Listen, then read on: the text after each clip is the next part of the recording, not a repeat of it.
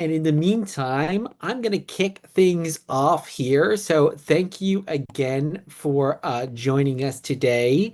Very excited to share this chat because I think it's a very special one because it really tried to structure this for both job seekers as well as companies that are looking to hire and maximize their brand reach. So very excited to dive into things. So thank you again for joining us.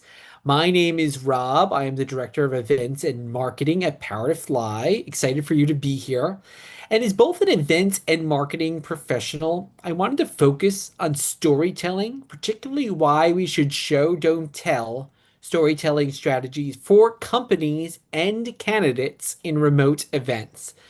So, before we dive in, let's talk about why we're having this conversation. So, as you all know, we are living in a remote first world. That changes everything from how we meet our teams to how we present ourselves as job seekers or as brands. There's no office tour, no elevator pitch in the hallway. Instead, your story is your first impression. And in a crowded virtual spaces where attention is limited, maybe many of you are multitasking right now, and no problem with that. And trust is a lot harder to build. That right story can set you apart.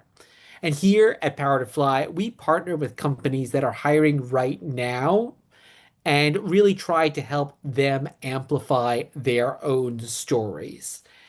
So today, whether you're hiring or job hunting, I'm going to lay out some tips and tools that you can use in about 10 minutes, and then I'll move on to some questions that were pre-submitted, and I'd love to hear if you have any questions if you're joining us live. So feel free to add those into the chat. Here's our code of conduct. So nothing really here other than don't be a jerk. We want to have a wonderful conversation. And I do like to share that the content shared during Power to Fly events is for informational purposes only. It does not constitute legal advice. For specific legal guidance, please consult a qualified attorney. And if you are looking for SHRM credits, here is the SHRM code 25-4DGPK. I can also add that into the chat later on, but that is your SHRM credit code for today. And let me tell you a bit about Power to Fly. We are a woman-led company backed by Morgan Stanley with over 200 million plus professionals in our network. Our mission is to help organizations attract top talent and retain engaged employees with solutions that simplify recruiting, enhance employee satisfaction, and drive long-term business success. We also have been at the forefront of the future of work and remain huge advocates for remote work and inclusion as well. And just a little bit more about myself. I'm based in New York, come from a background that includes Broadway productions and major brand campaigns for the likes of Pixar, FanDuel, and L'Oreal. And now I help companies and job seekers connect virtually. I joined Power to Fly nearly 8 years ago, and that kicked off a very special time in my own life. And going back into my own history, around 10 years ago, I was helping open the doors to the Hudson Theater on Broadway. There were red carpets, chandeliers, and stories pouring out of every brick. And today, I'm building remote events that connect job seekers and global companies in a virtual world. Different stages, but same challenge. How do we make people feel something? And the key word I would stress in your storytelling, whether you're a job seeker or a brand that's looking to hire, is authenticity. So gone are the days, if there ever even existed, of saying your biggest flaw is that you work too hard, right? We've all heard that. If you're looking for a role, share with the company about a time you stumbled, what you learned, and how you grew. If you are a hiring company, don't shy away from challenges that you've faced, but talk about how they positively impacted the organization in the long run. So in a remote setting, we lose that in-person energy. So I love remote events, but really there's nothing that can replace that kind of in-person energy we've all gotten from being at a networking event or something like that. But storytelling can really help bridge that gap. For candidates, it brings your resume to life. For companies, it helps you showcase your culture, not just describe it. So at PowerToFly, we work with companies like Autodesk, American Express, and Elastic, all of whom understand the power of storytelling to attract remote talent or really talent of any sort.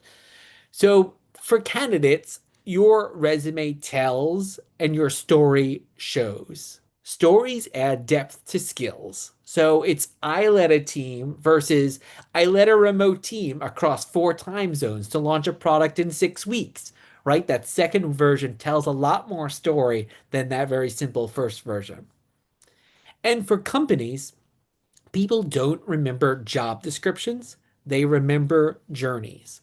For example, if someone is applying to be a software engineer but wants one day to become a manager, talk about how someone else at the company who was an engineer but who through professional development courses that they took and that the company provided, they were able to learn the skills to become a director. And culture is more than perks. It's how people talk about their Mondays. As our co-founder at PowerToFly says, no one really cares if your office has a ping pong table. They want to know about the company's culture, values, and vision. And that includes inclusion practices and workplace flexibility. So let's talk about my 3 rules for remote storytelling. So first, there's anchor. What's the moment or mission? Second, reveal. What challenge or change happened? And resonate. Why does it matter to them? So I use the anchor, reveal, resonate rule to build these compelling stories. So, for example, when we hosted a virtual summit at Power to Fly with multiple hiring partners and hundreds of attendees, the anchor was the excitement of connecting talent with top companies. The reveal was coordinating teams and tech across time zones, and the resonance was seeing real-time hires happen as a result. So that's that power of that well-told story in a virtual space. So let's focus on some tips for candidates now. So in interviews and cover letters, I would structure your experiences with STAR, that situation, task, action, and result, and rehearse a few core stories that you can use in interviews. So the STAR method is situation, set the scene, task, what was your goal, action, what did you do, result, what changed and who benefited. So here's my own personal example. In 2020, during the pandemic, Power to Fly hiring partners were canceling events, which at this point were mostly in person. So that's the situation. So I was tasked with creating a new kind of event that both engaged our community and brought in revenue. That's the task. My solution was to create our Power to Fly virtual summit series, focusing on such topics as tech advances, the future of work, and evolving public policy. That's the action.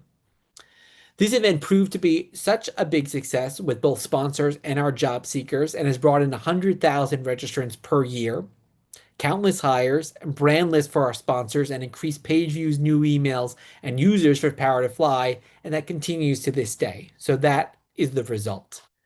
So additionally, if I was then applying to an open role and wanted to talk about this experience, I'd share about how I can apply this kind of thinking to their organization in this current moment of economic uncertainty, or look to how this event might tie into their company's culture of accessibility and the goal of inclusion by being remote.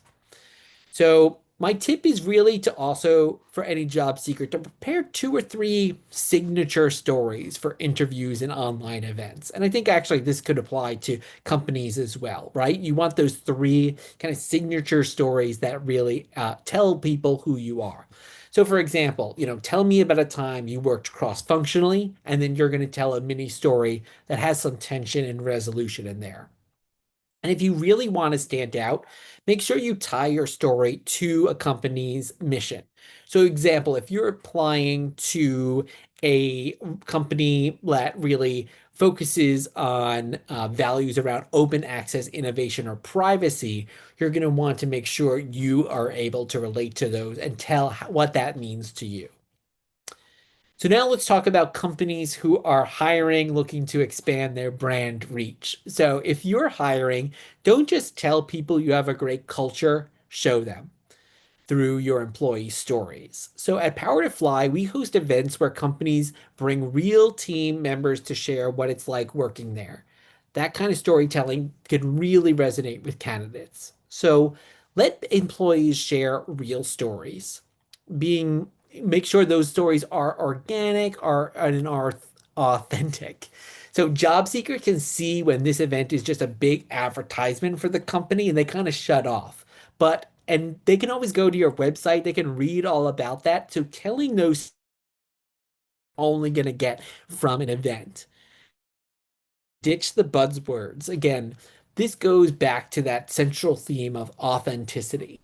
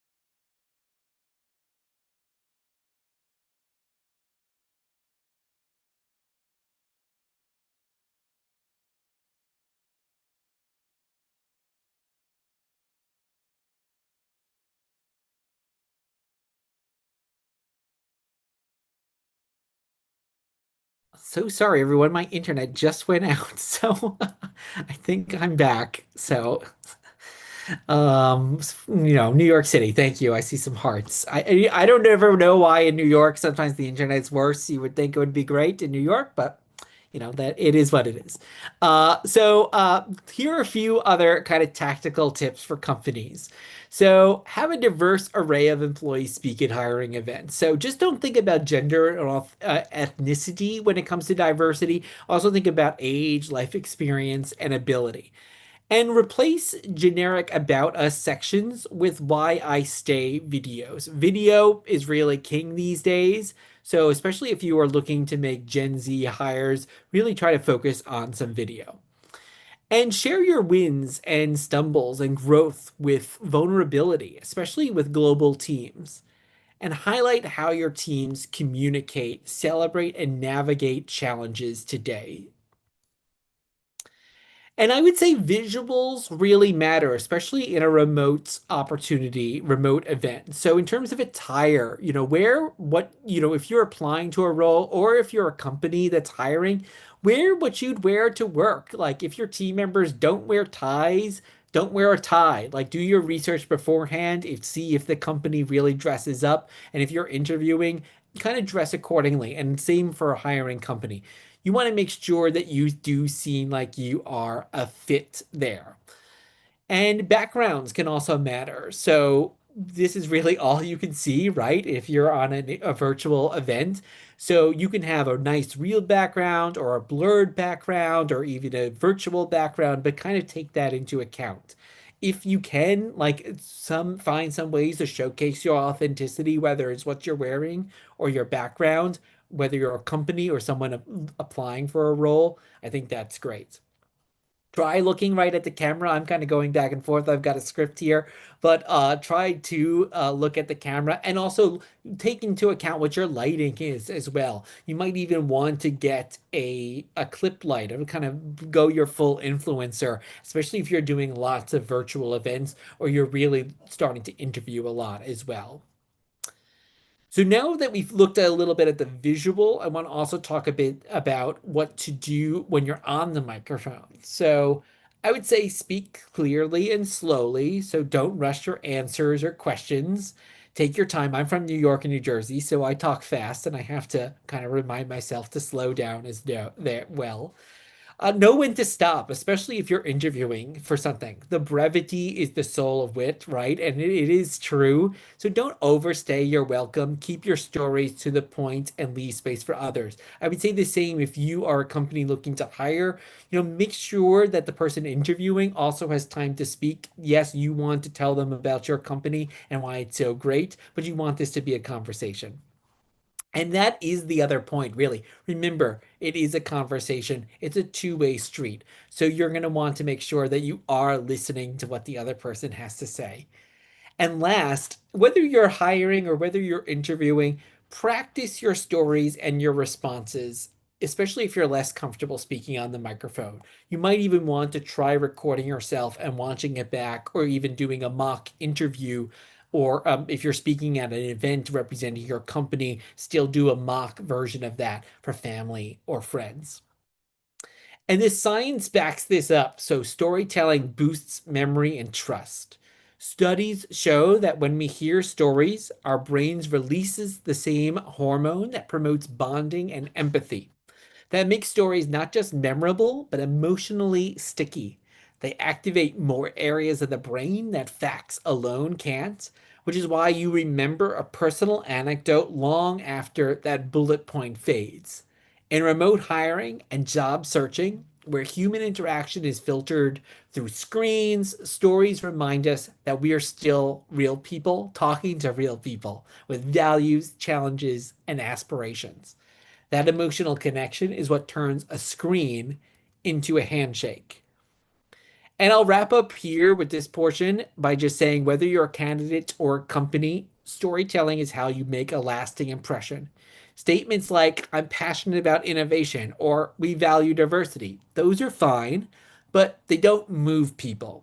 A moment does. So instead of just saying you're collaborative, share a story about how you handled a cross functional project in multiple time zones. Instead of stating you support flexibility, show what that looks like for a real employee. That's what we try to do here at Power to Fly, bring those stories to life so candidates and companies can find authentic alignment. So thank you all so much for listening to me. I have a few questions. I'm trying to bring up the chat. Welcome back. Yes, thank you very much. If you have any questions, feel free to put those into the chat. But I do have some questions that were pre-submitted, so I'm going to go to those as well. So one question, I'm going to try to alternate job seekers and companies since we have both on the line. But one question for job seekers or for job seekers was many candidates struggle to tell their stories beyond a resume or LinkedIn profiles. What's your advice to try to stand out in the job search process? So one thing I would say there is to really personalize your bio. Like we all love, or maybe not all of us, but a lot of us use generative AI now, and it can be a great tool. The problem is, and I'm sure many people have seen this already, it can make things sound very much the same, right? So I would go in, even if you're using Gen AI to help create things for you, you have to go in and make it yourself, make it authentic. Because if people, again, going back to that keyword of authenticity, if they don't see who you are, whether it's in your cover letter or even in your telling your background on LinkedIn or your Power to Fly profile or your old-fashioned CV, they're not going to see that. And then the other thing I would say is to attend events at places like Power to Fly. And then after you attend those events, reach out to recruiters and say, hey, I met you at that event with Power to Fly. I just wanted to shoot you a message and say how much I enjoyed hearing from you. So just take that extra step to make sure that you are going the extra mile for folks to remember who you are there. And if you asked a question during the event, say, I was the person that asked about such and such. And then they'll go, oh, yeah, that was that person. Now I remember. So let's look at some questions for companies. So, what makes a company's story resonate with remote talent today, especially in competitive industries? So I would say one of the top things here that a lot of job seekers, and if there's job seekers on the line, please add this, let me know if you agree in the chat. But when we ran our What Talent Wants survey earlier this year, flexibility was a huge thing. And I think you still don't see a lot of companies talking about what their flexibility pro proposals are on their websites and things like that. So what is your approach to flexibility? And that's also a word that could mean a lot of things to different people. But actually, in that survey, people actually said they would prefer true flexibility over even higher pay or things like 4-day work weeks. So if you offer true flexibility, let your candidates know whether it's through events or on your site. And the other thing that we saw in the What Talent Wants survey was professional development, upskilling, and leadership growth. Those things, which are kind of lumping all together under that kind of big banner of professional development and upskilling, that was something that candidates really wanted a lot.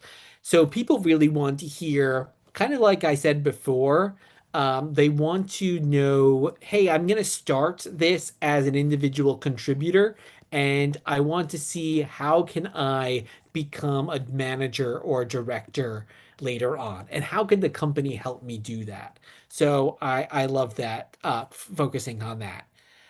Just looking at the chat, I just put the SHRM code in there for folks. It begins with 25.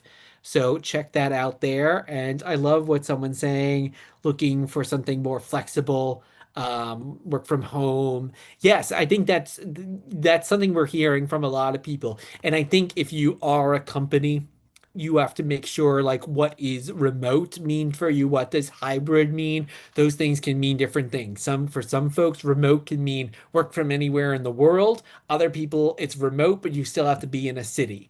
Or what does flexible mean? Does that mean I can truly, choose my own hours, or are there certain hours I have to be in the office? So I think spelling that out is great.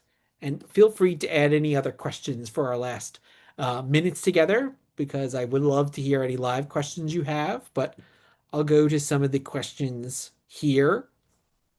Also, going back to job seeker questions, someone asked, how can candidates use storytelling to express strengths like adaptability, curiosity, or culture fit? And I think this goes back to talking about a challenge, really saying at times that you had to grow and change together. And if you say, adaptability and things like that, maybe you took a career break. So don't shy away from saying, this is why I took that career break. But by the way, when I took this break, this is what I learned. This is what I did during that time. I actually used that time to adapt and grow. So actually spelling that out as part of your story as well, I think is a big fit. I have a question from Tiffany. How can you use storytelling when my resume isn't enough, but the job posting doesn't want to cover later? Great question, Tiffany. This is when I would do a little research and reach out. That was a great question. Yes. I would do a little research and send someone at the company a note on LinkedIn, or if you can even find their email. That and just that way you can also tell the rest of your story. So maybe you reach out to a hiring manager or recruiter and say, hi, my name is Tiffany. I'm super excited about this open role I saw in your company. Here's the job number. Make it very easy for them. By the way, I'd love to just grab you for like a 5-10 minute virtual coffee. If you're open to it, tell you more about my story. And then you can use that time to really kind of say it outside of what a formal interview uh, is. And maybe they'll say no, maybe you won't hear from them, but even by messaging them, your name is now in front of them. So they might go back to look at your resume. And the other thing I'd say about your resume is don't say that necessarily your resume isn't enough, because you might, again, look at the storytelling within your resume. Again, like there are lots of transferable skills across different fields. So maybe you're applying to a new field that you aren't currently in, but you probably learned transferable skills in your other role, or if you took a time off, and even if you then, joined the PTA, were you doing there? How could that apply? So I think there's a lot of flexibility and room for storytelling, even in your kind of written resume. Okay, another question we had from a company perspective is how can hiring teams or employer brand marketers show, not tell, their values and culture during virtual recruiting events? Again, I would go back to telling stories for this event, and really focusing on finding people that can talk about maybe their career growth at the company. Did they start as an individual contributor and now became a manager? And how did they do that during that time? And also, if you're focusing maybe on specific themed events around anything, for example, we have our Pride Summit next week. Maybe talk about how your ERGs, how your Pride ERG works in terms of supporting folks at the company. And you could always bring in your ERGs, even if it's not themed in that way, because those people can also talk about what they're doing, what maybe outside organizations that they're working with. And I'd also say that you want to look at what your goal is for doing events, because remote might not always be the case. What I say to folks is if you do have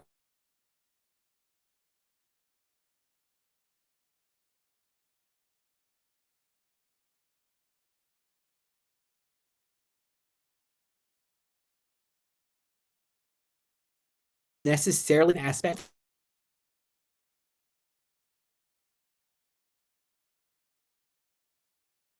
think you want to then give the impression, oh, we're always best Zoom event, but then integrating in an in-person event later on, or make sure that those people are able to join an event as well. Oh, sorry, I don't know why. I'll go back and just say that thank you, Tiffany. Maybe you can hear me now.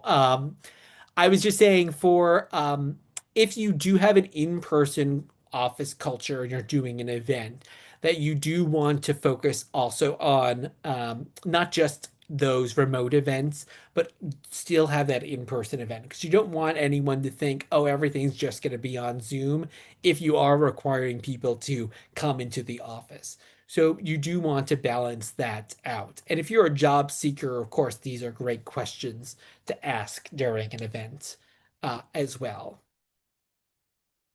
And I'll just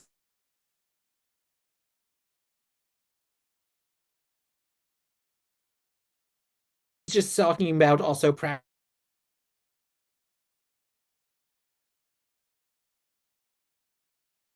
practical things that this isn't really true of an in-person event, but a virtual event, I would try to keep that to be an hour or less. For these chat and learns like this that we're doing, we try to keep this to an hour to 30 minutes to an hour, because otherwise, people's their minds are wandering. You're kind of talking at people, because unlike an in-person event, you can't all like get together and shake hands. So I would try to limit it to no more than an hour unless there's an interactive component. If you are doing breakout rooms and things like that where people can ask questions like we'll have for our job fair next week, then that I think works and can warrant a longer event.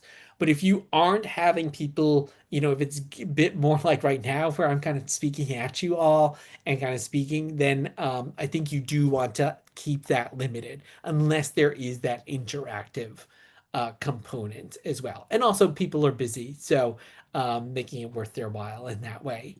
Well, thank you all for joining. Sorry for my internet issues, but I hope you all found some of this information valuable. We will send the recording of today's conversation, so if there's anything that you do want to revisit, you will have that in your inboxes soon.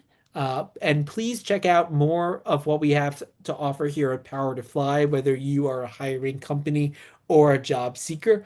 We have our Pride Summit and Job Fair next week. It's a 100% free to attend. So if you are looking for an open role, there's about 11,000 open positions that are part of that event. And if you're a hiring company that's considering doing participating in an event like that, come check it out because we have many more summits and job fairs later this year as well as next year as well. So thank you